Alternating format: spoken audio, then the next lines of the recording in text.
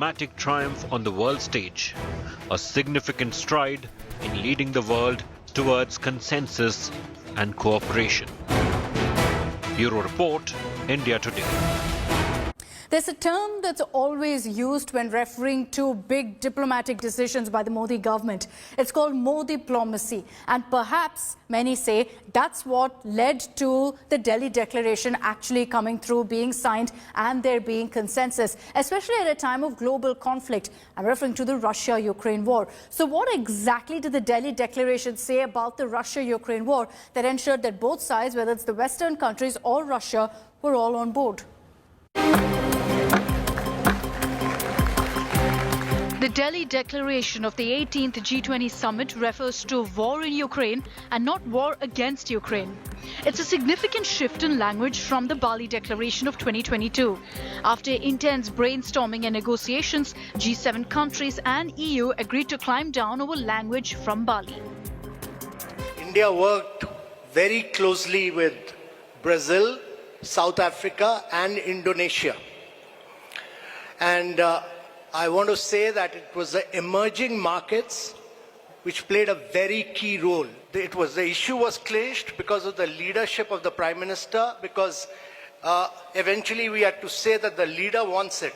It was just brilliant teamwork by India, which has enabled us to achieve consensus on an issue on which the world has evaded any consensus.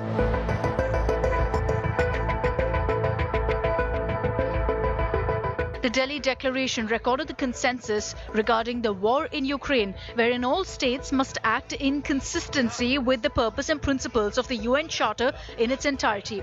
So all states must refrain from the threat or use of force to seek territorial acquisition against any independent sovereign state, and the use or threat of use of nuclear weapons is inadmissible. It also acknowledged that G20 is not the platform to resolve geopolitical and security issues.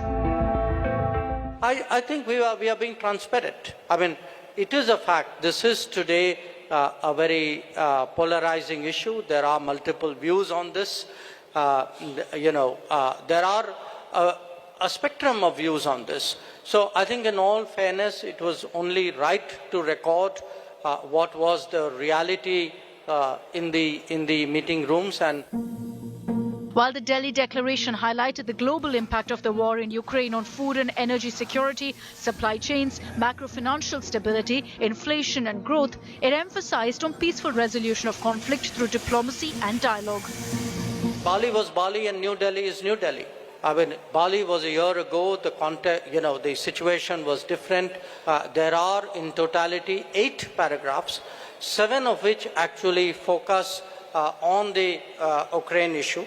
And many of them highlight problems which are of great contemporary significance. One should not have a theological view of this. I think the New Delhi Declaration responds to the situation and concerns as it is today.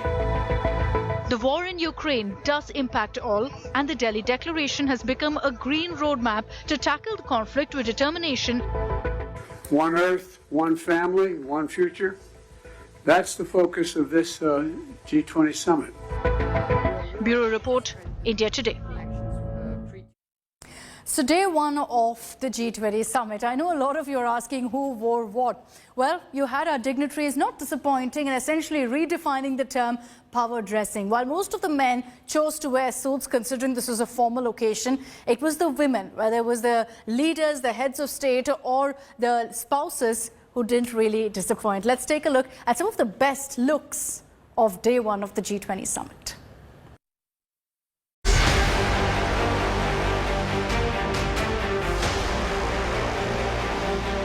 They are strong, powerful, and they mean business. And it was this message that they wore on their sleeves. The women of G20 have put their best foot forward, redefining power dressing. Italian Prime Minister Giorgia Meloni arrived at the Bharat Mandapam wearing an all-blue suit with unmissable gold buttons and a statement brooch. Wearing her blonde hair loose, the Italian Prime Minister was the picture of power and grace as she walked down the red carpet for a warm handshake and a hearty laugh with Prime Minister Modi. We saw her in a sharp, crisp blue suit. It was a royal blue color, fitted really well, and I think blue as a color, and especially royal blue, signifies trustworthiness and reliability, and I think she made a powerful statement as such while the head of states met each other. The other look that caught everyone's eye was the First Lady of Brazil. Dressed in all white and beaming as she held her husband's hand, Rosângela Lula da Silva wore a white jacket and teamed it with a pair of loose white pants that oozed comfort and confidence.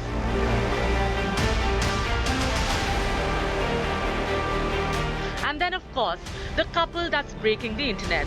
UK Prime Minister Rishi Sunak and First Lady Akshata Murthy have been going viral for everything they've been doing. Akshata Murthy blended her Indian roots with British sensibilities as she arrived in the capital, pairing a crisp white shirt and a brocade floral printed full skirt and nude pumps. Akshata's white shirt is from Nothing Underneath and costs about 11,700 rupees. I actually quite like what Akshata Murthy decided to wear today as she descended down the steps of the aircraft with Prime Minister Sunak as they arrived in New Delhi for the G20 summit. I think if I had to label her look, I would say elegant and comfortable. Since then, Akshata has been painting the town red with one colourful outfit choice after another. From a white shirt juxtaposed with pink pants for a stroll in Delhi to this colourful dress for a visit to the British Council.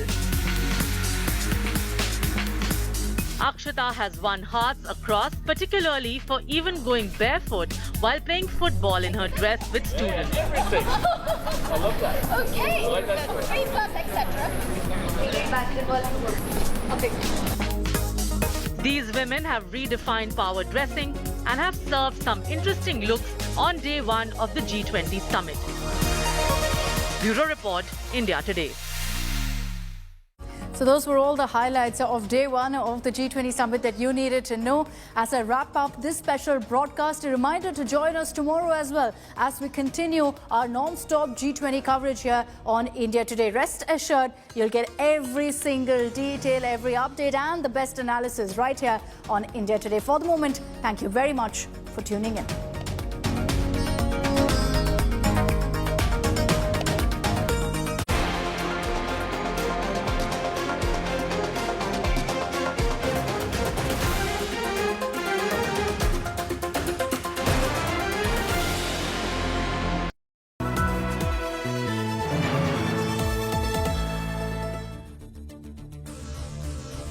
The new world order starts here, and a rising India is leading the way. A new template for a changing world.